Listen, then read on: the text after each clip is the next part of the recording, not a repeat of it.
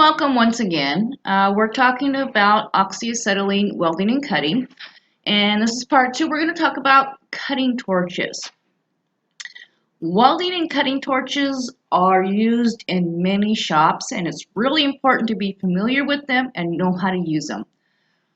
Oxyacetylene is the most common type of oxy fuel used. Okay, the torch body can be a combination torch, which allows not only for cutting, but for welding and heating. So this would be the combination torch. Okay, and then there's a torch that's just made for cutting, and that's this one. Okay, this is called a torch body. Okay, so this is the important part when you get a torch, and that's probably the most expensive part. Combination torches offer flexibility. Okay, they allow the user to cut, weld, or heat, and all you got to do is just change the tip. So in smaller shops, this is much more affordable. So the combination torch is more practical and portable. So since there's only one torch body that's needed for cutting and welding, and a tip is much smaller and easier to carry than another torch body, it's used often. Okay, so Victor cutting is one of the oldest and best type of torches out there. And as you can see, this is a kit. You get everything. So here is the torch body. There's the torch head. Here's all of the different types of tips. And I think it comes with regulators and hoses. And that's a pretty good deal. And, that's something that I would want to get. Okay, so a dedicated cutting torch is usually larger and longer than a combination torch. The longer the torch length, the further away the heat and the sparks from you. Okay. So let's look and see how it works. So each brand of torch has a particular way it mixes the gases together, but most overall mix gas kind of in the same way. So we need to get how it works. Okay. So in order for the flame to work its best, the two gases, fuel gas and oxygen, they need to be mixed together before they leave the tip and create a flame. So if the torch isn't properly mixed completely, the torch could have backfires or flashbacks. A backfire is where the flame enters into the nozzle torch and with like a violent popping, like a backfire, pop, pop, pop, or the flame just goes out at the nozzle. Okay, a sustained backfire is where the flame enters the nozzle or torch and continues to burn inside with a hissing or whistling sound. And you will hear it and you will go, oh my goodness. Okay. A flashback is where the flame enters the torch and travels back into the gas supply system. This happens at the speed of the light, and we have to have correct safety measures to make sure. Okay. So we'll talk about this a little bit later, but we want to make sure that you guys understand that. So in one method of mixing, the torch uses equal pressures and they are mixed together. Okay.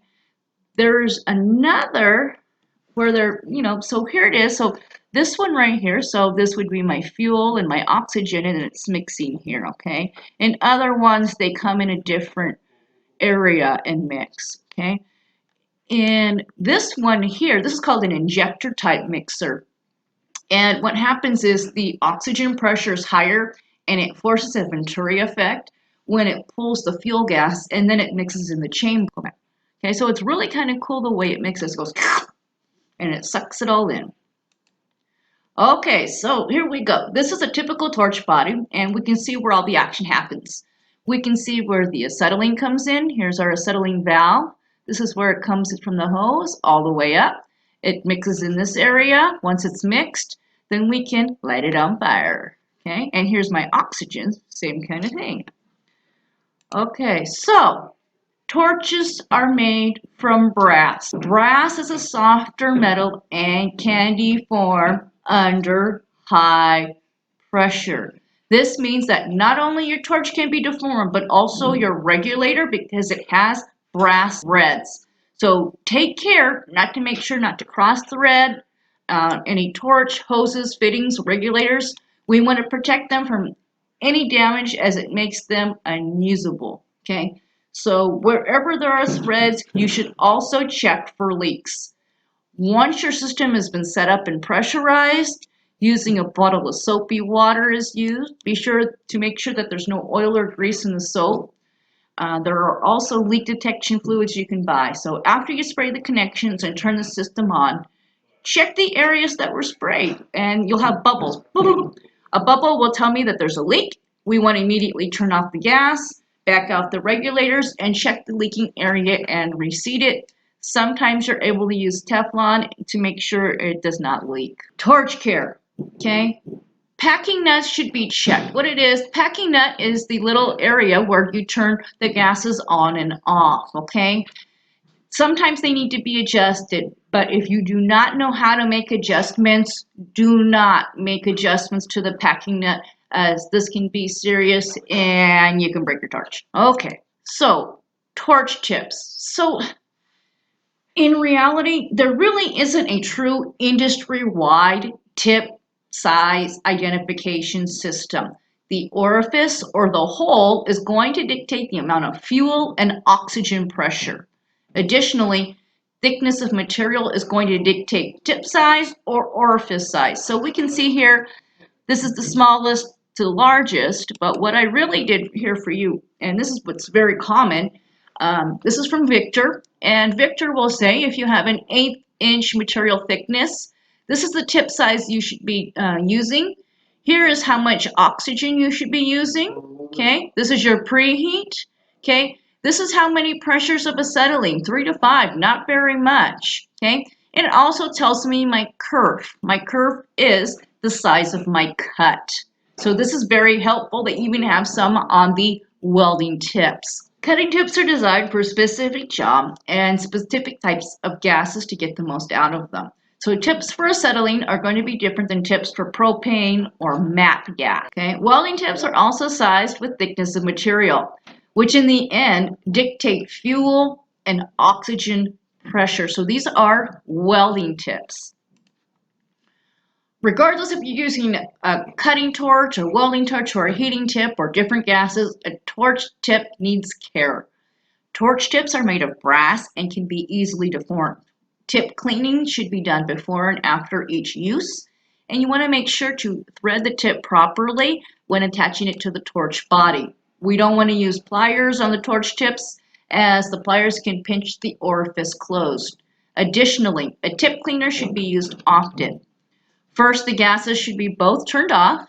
The oxygen should be open just slightly so any debris that is removed, it blows it out. And then you want to select the tip cleaner that is the closest to the size of the tip. Be sure to move it in and out until the soot is removed, and make sure that you're not elongating the orifice when you clean it, which can cause some issues with the tip and actually working very well. So once the tip has been cleaned, turn off the oxygen and reset your torch for use. Okay, a backfire is where the flame enters into the nozzle or torch with a violent popping sound, like a backfire, from a car.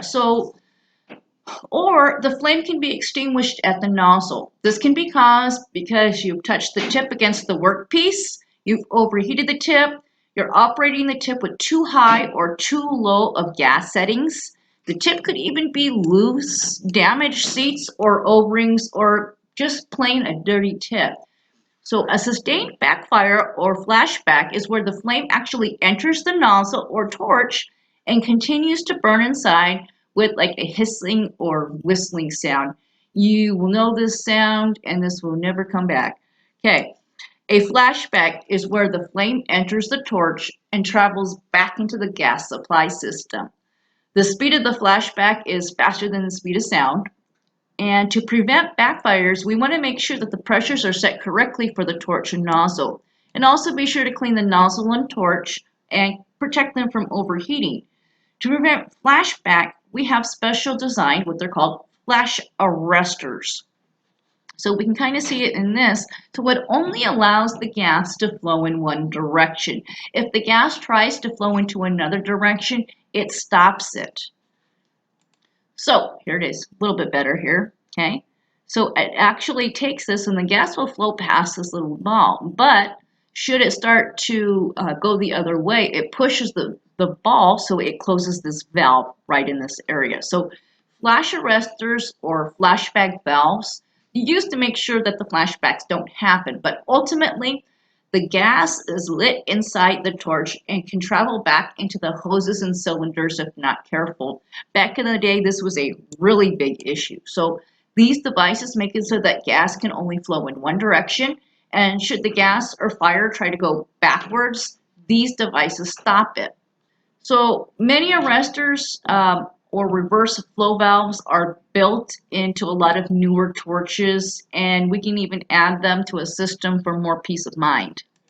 So the purpose of the reverse flow is to prevent gases from going down the torch and into the wrong hose, which in turn can lead to fire. So if both valves are open at the same time, one gas may be pushed back into the hose of another gas. So the reverse flow valve will stop the gas from going back into the hose, okay?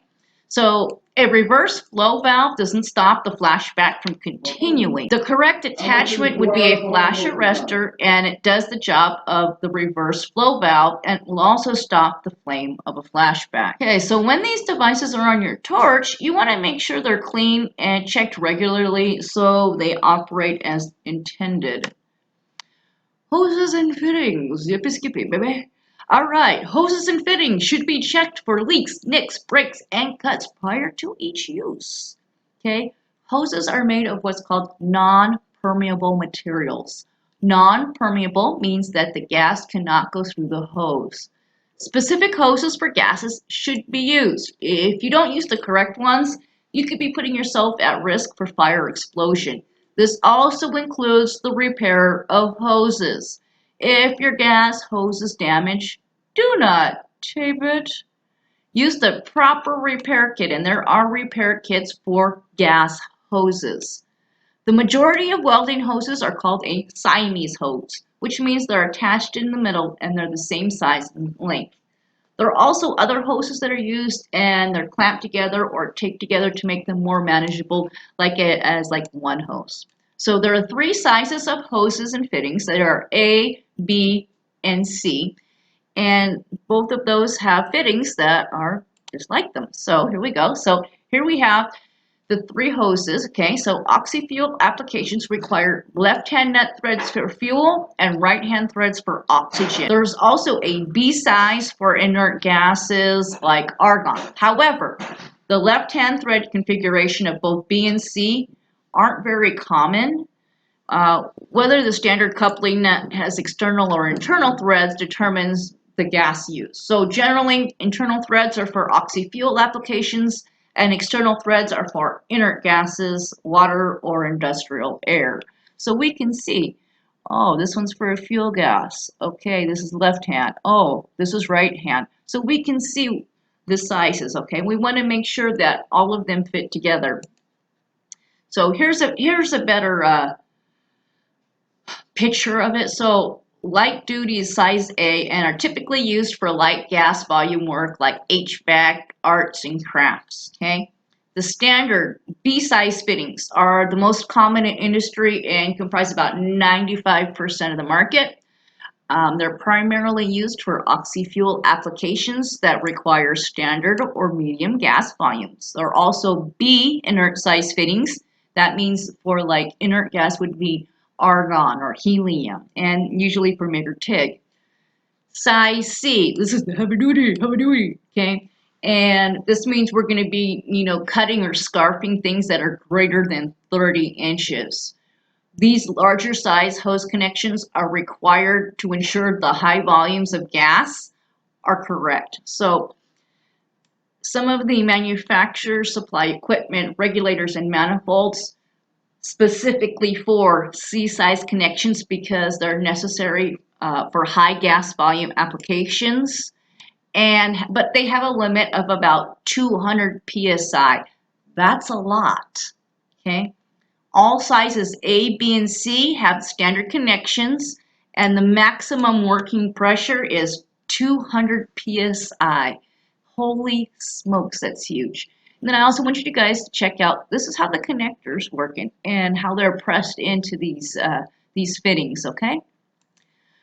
All right, so when the hoses aren't in use, the gas should be turned off and the pressure bled out.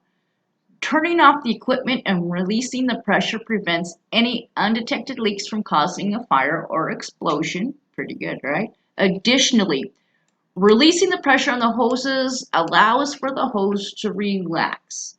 Keeping the pressure on the hose can prematurely wear the hose. So remember that hoses are resistant to burns, but they are not burn proof.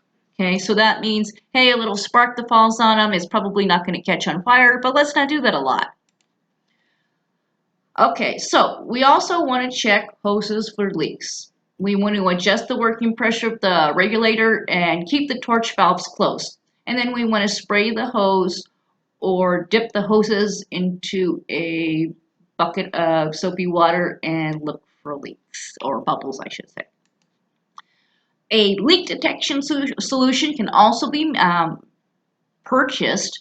It's a pre-made concentrate, and it makes bubbles. Okay, a leak detection solution should be free flowing so that it can go into small joints and cracks or other areas that could have a leak. So be sure to watch out for some detergents though because of an oil base. Be sure to use only oxygen approved leak detection solutions on oxygen. Because of that oil that could get into the system, you could be having, kaboom, boom, boom. All right, manifolds. A manifold system is used when there are a lot of workstations that require gas. So pretty much a manifold is a system of gas and piping to each station. Manifolds, which means you might have several fuel gases and several oxygens. So we want to make sure that they're at least 20 foot away from sparks. And manifold systems should be leak tested at 1.5 times the operating pressure to make sure that nothing's going to happen. So here, if your manifold sits in a room by itself, they also have explosion-proof light fixtures that are used to make sure that it's not going to spark anything if there should be any issues. So here's the manifold system. So we can have 2 or we can have 50, okay? And what it does is pretty much it pipes the gas to where it needs to belong. Okay, manifolds, they need to be clean and they need to have good ventilation. Also, there should be no sources of ignition. One source can even be the lights. Especially when there's escaping gases or emergency valves, we want to make sure that everything is correct. Okay, so we can see here, this is a picture of a regulator that's attached to a station in a manifold system. So here's the regulator. We're not going to see how much is in our system, but this is our working pressure, or how much is going to our work. Stay tuned for part 3. Well, the world.